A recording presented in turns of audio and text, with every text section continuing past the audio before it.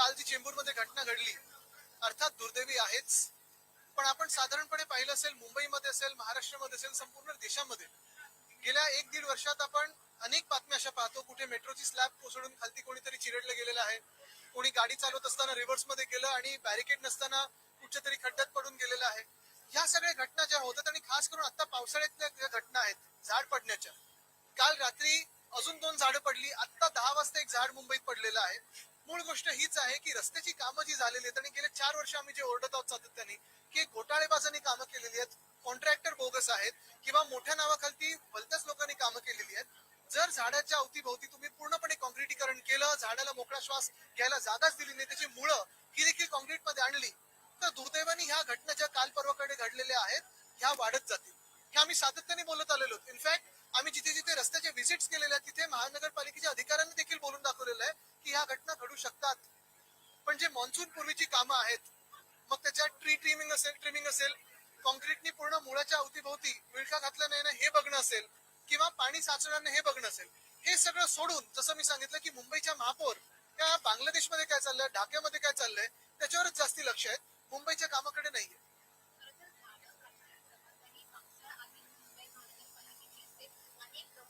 Tree ट्रिमिंगचं असेल, नालेसफाईचं असेल, अनेक आमदार सातत्याने बोलत आहेत, आम्ही देखील बोलत आहोत.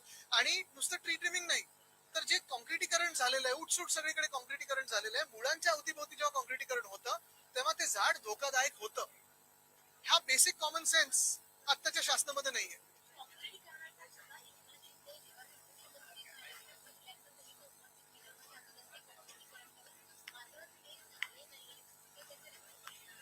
बेसिक गोष्ट अशी की त्यांचीच मुळं कुठच्या पक्षात आहेत की खोलपर्यंत गेलीच नाहीयेत, नुसतं पैशांमध्ये बुडलेली आहेत.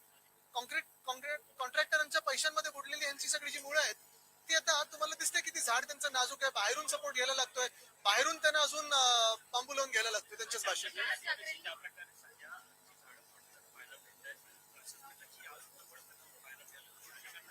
काय काय थांबणार जेव्हा कॉमन सेन्स या शासनामध्ये येईल. आपण पाहताय गेले 4 वर्ष आम्ही जे कॉन्क्रिटीकरणचा घोटाळा त्याच्या विरोधात बोलत आहोत. आता पण जर पाहिलं तर सर्रासपणे सगळीकडे कॉन्क्रिटीकरण चालू आहे. रस्त्याचं कॉन्क्रिटीकरण एका बाजूला, पण जेव्हा तुम्ही फुटपाथ किंवा रस्त्याच्या चौथीभोवती जेव्हा झाडं असतात आणि त्या मुळांच्या तिथे तुम्ही जेव्हा कॉन्क्रिटीकरण करता तेव्हा ती झाडं नाजूक होतात. अनेक ठिकाणी आपण पाहिलं असेल, परवा पण मी वर्णीत एक चक्कर मारत होतो, त्या 2 झाडांना देखील मी पॉइंट आउट करून दिलेलं आहे की अरे बाबा तुम्ही हे करताय पण या झाडांना तर वाचवा, त्यांची मुळच बाहेर आली आहेत आणि मग ते वाकायला लागले झाडं.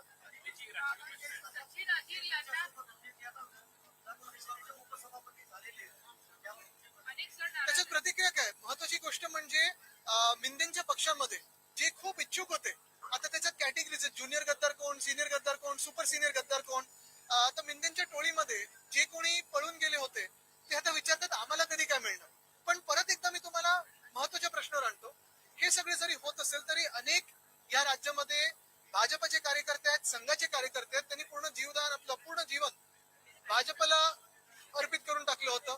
घरदार सोडून प्रचार करणं असेल, त्यांच्यासाठी निवडणुकीत काम करणं असेल, ते लोक भाजपची एवढी सत्ता असताना ह्या पदांवर कधी बसणार, म्हणजे आता तर तिसऱ्या पक्षातून आणले.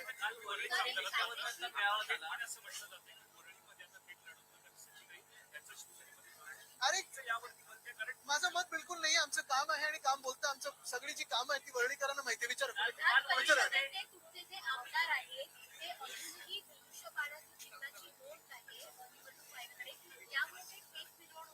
मला वाटतं एक महत्वाचं निवडणूक आयोग असेल किंवा सर्वोच्च न्यायालय असेल, पूर्ण आदर ठेवून आम्ही हेच सांगत आहोत की जे आमच्या सोबत झालं, त्यानंतर राष्ट्रवादी काँग्रेस सोबत झालं, आम आदमी पार्टी सोबत झालं, टीएमसी सोबत होईल, झालेलं आहे आणि इतर पक्षांसोबत होऊ शकतं.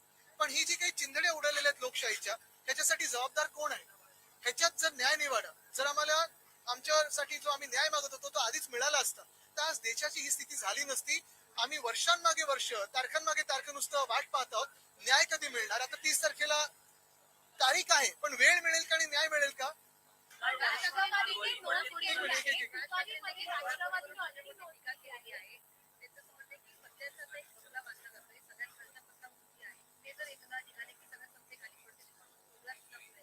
मुख्य गोष्ट हीच आहे, ते बोलतात ते एकदम अर्थात बरोबरच आहे, त्यांचं रीडिंग तर तुम्हाला माहितीच आहे. पण त्याच सोबत जे ऑपरेशन देवेंद्र चालू आहे ह्या महाराष्ट्रामध्ये, ते महाराष्ट्रालाच काय देशाला खूप धोकादायक आहे.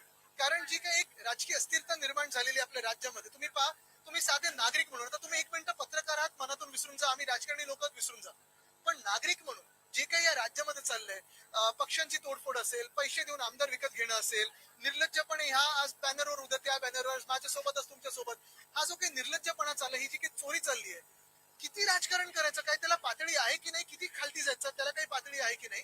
आणि हे सगळं होत असताना देशाची आर्थिक स्थिती काय आहे, राज्याची आर्थिक स्थिती काय आहे, नोकऱ्या आहेत का, तुमचं जीवनमान सुधारतंय का, ह्याच्यावर कुठेही सरकार म्हणून, शासन म्हणून लक्ष नाही देणं.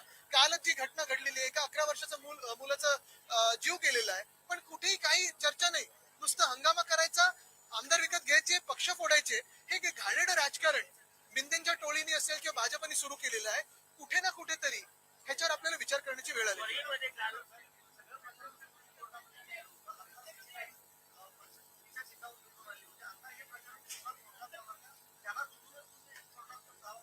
आता 30 तारखेची वेळ तर बघा, आता थोडी मेळावा पार पडला. सुनील शिंदे होते, केसरी पेडणेकर होत्या, जवळपास 500 अधिक कार्यकर्ते होते, पण काही कार्यकर्ते सचिन सोबत जातील देखील असं बोललं जातंय. कसं तुम्ही पुनर्बांधणी वळीची करणार? अरे बोललं तर त्याच्यावर आमचे लक्ष नाहीये. मुख्य गोष्ट हीच आहे की संपूर्ण महाराष्ट्रामध्ये आपण आत्ताचा पण दौरा पाहिला असाल, जे जनता आहे ती उद्धव बाळासाहेब ठाकरे या नावावर विश्वास ठेवते. चित्र असं आहे की निवडणुकीत सचिन विरुद्ध आदित्य ठाकरे काय कसं जाऊ दे, त्यांचा कालचा मेसेज थोडा वेगळा होता, पण मुख्य गोष्ट हीच आहे की लढो अथवा न लढो, आमच्या कामावर विश्वास आहे, आमच्या पक्षावर विश्वास आहे आणि जनतेवर विश्वास आहे. मुख्य गोष्ट हीच आहे की तुम्हाला परत एकदा मी एका महत्वाच्या विषयावर आणतो की हे सगळं होत असताना जे आमदार किंवा जे खासदार आज मिंदेंसोबत जातात किंवा भाजप सोबत जातात, त्यांनी जनतेला फक्त एवढं उत्तर द्यावं की जे अयोध्या लुटत आहेत, जे उज्जैनची भूमी लुटत आहेत, तुम्ही त्यांच्या मांडीला मांडी लावून कसे बसू शकता. हे इंग्लिश पण आत्ताच विचारा, नंतर बाहेर नको.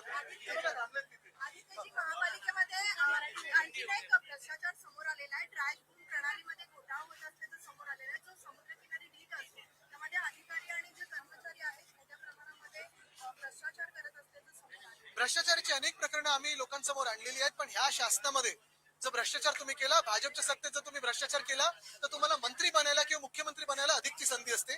तर त्या अधिकाऱ्यांनी लवकरात लवकर भाजपाच्या वॉशिंग मशीन मध्ये ऍप्लिकेशन द्यावं. ते कदाचित ऑपरेशन देवेंद्र फडणवीस नंतर मुख्यमंत्री बनू शकते. त्याच्यावर मी असं पत्र आता अध्यक्षांना मी लिहिणार आहे, कारण हा सायबर क्राईम आहे.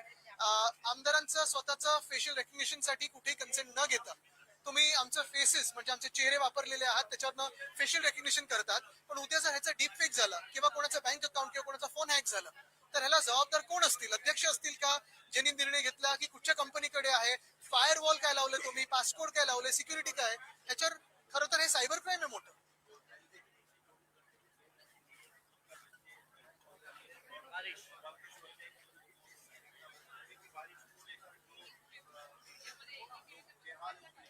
ऐसे नहीं कि मुंबई में पहली बार बरसात हो रही है, लेकिन पहली बार एक ऐसा शासन बीएमसी में बैठा हुआ है पिछले बहुत सालों के बाद, जिसको मुंबई की चिंता नहीं है, लेकिन ढाका में क्या हो रहा है, बांग्लादेश में क्या हो रहा है, उस पर ही ज्यादा नजर हमारी महापौर साहिबा की है.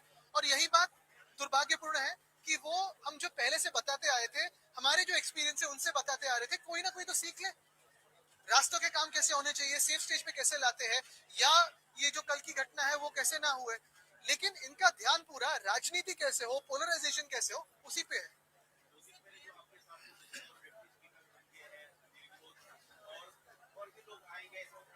बिल्कुल, जिसको जिसको भाजपा का अयोध्या की लूट और उज्जैन की जो भूमि की लूट है वो मान्य है, वो भाजपा और मिंदे के साथ जाए, क्योंकि जो हिंदुत्व के खिलाफ है वही तो भाजपा के साथ आज जा रहा है.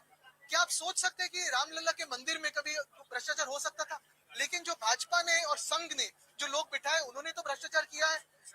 क्या आप सोच सकते थे कि मध्य प्रदेश के मुख्यमंत्री स्वयं वहां की भूमि की लूट कर सकते थे? लेकिन उन्होंने तो की है, ये तो मीडिया ने सामने लाया. तो जिन को जो हिंदू विरोधी है वही भाजपा के साथ जा सकता है और मिंदे के साथ जा सकता है.